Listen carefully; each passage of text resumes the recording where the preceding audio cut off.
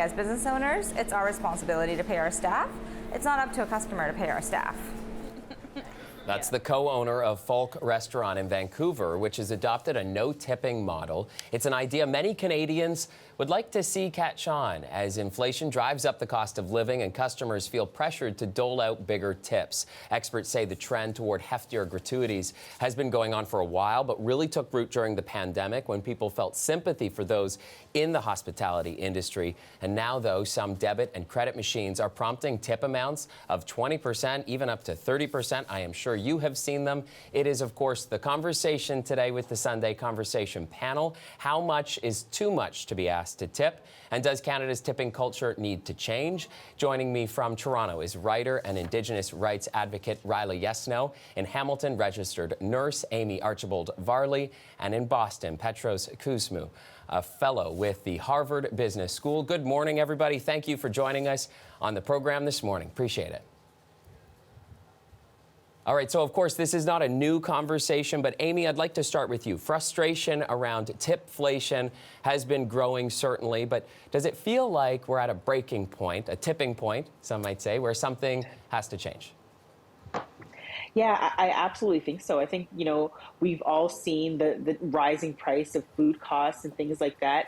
And I think that, tipping is a nice to do. It's not an absolute. And I think it's a cultural thing. So we're expected to tip. But I think that, as prices are continuing to increase, and I've seen it too, and I won't name any names for restaurants where, maybe you're going with 6 friends and now the gratuity is already on your bill with just 6 people, and that's a huge change.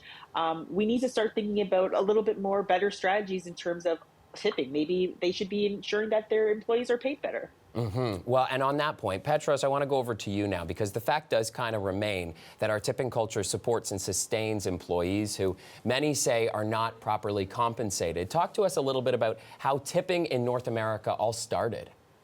Well, tipping has really its roots all the way dating back to slavery. So in the emancipation of freed slaves post the Civil War, you had a lot of emancipated slaves who couldn't find employment elsewhere beyond restaurants and in the hospitality business.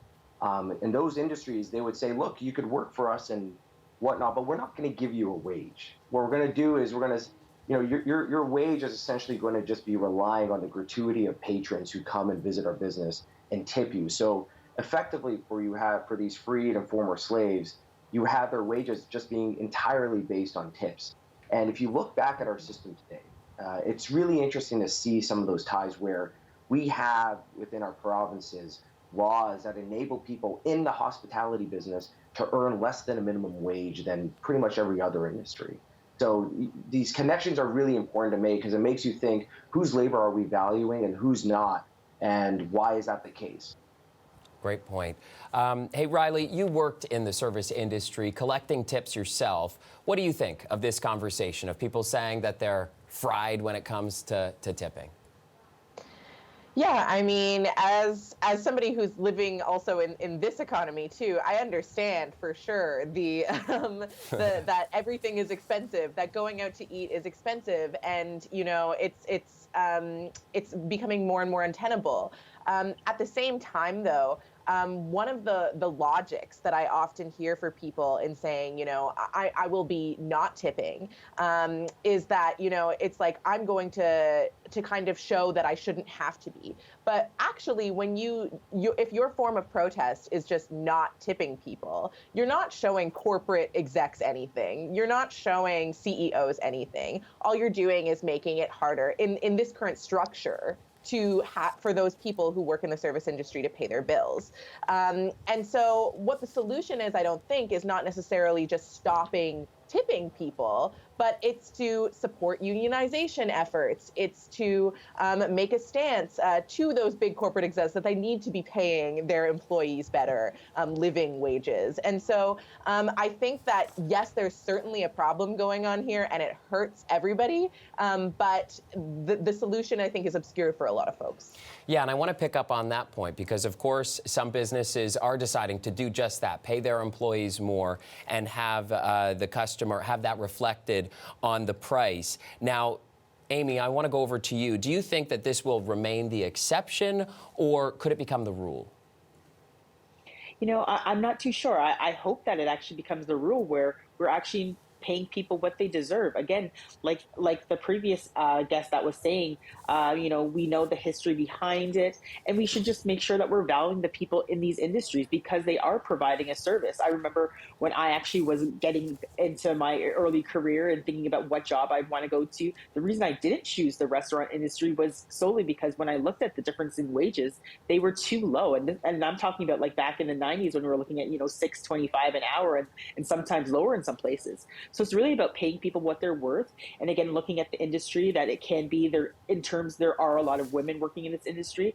We have to think about those things as well. And I think at the end of the day, we should be paying people what they deserve. And, I don't know, maybe tipping will go the way of the dodo if we make sure that we're paying people what they should rightly have. Well, and we're talking about this certainly in the context of Canada, the United States as well, I would assume. But in Europe and Asia, the tipping culture is very different. Petros, what do you think? Could Canada ever move to that kind of model and have that really take on right across society? Yeah, good question. Not only is it different, in some countries it's considered offensive to be tipping. Do I think Canada is going to be able to kind of shift to this model where we don't see tipping anymore? Probably not. I think culturally there is an element where people are wanting to give a little bit more to kind of recognize amazing service and whatnot. Where I could see things changing is kind of the proliferation of tipping that we've seen in our everyday life, where people are asked to kind of tip for, serving themselves coffee, the kind of expectations for how much they're tipping. I could see people reacting differently to that and maybe reverting back to kind of the traditional form of tipping that we've had here, which is you go out to a nice restaurant and you have a great meal and you have a good time. Like, of course, you're going to tip a little bit. So.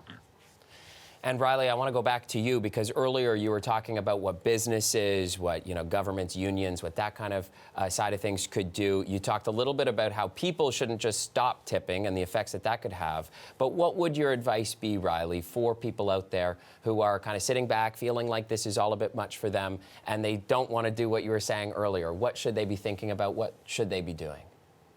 Yeah, I mean, I feel a bit conflicted in that, I think if you don't want to be necessarily, supporting unions, making these big stances, doing all of these things, it reads to me, at least under the current system, it's like you kind of want to have your cake and eat it too.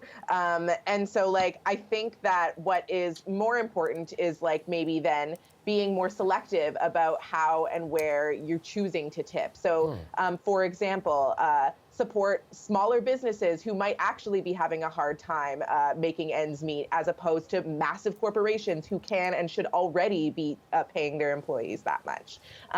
Maybe instead of, going out all of the time, treat it like the luxury that it is increasingly becoming, if that's possible for you. So there are, I think, certain ways that if you're going to be using political power with your dollar, that you could be doing that as opposed to, once again, just taking away tipping altogether.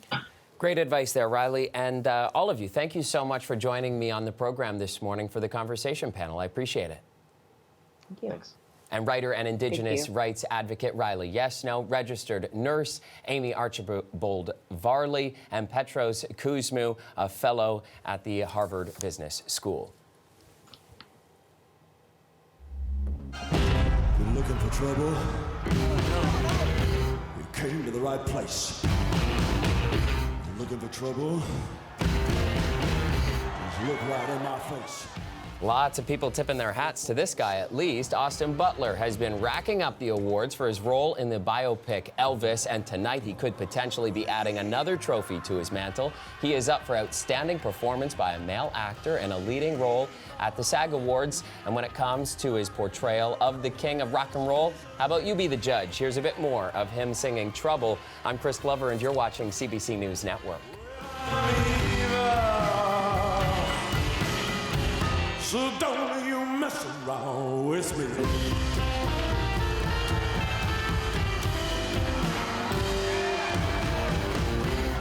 Never look for trouble.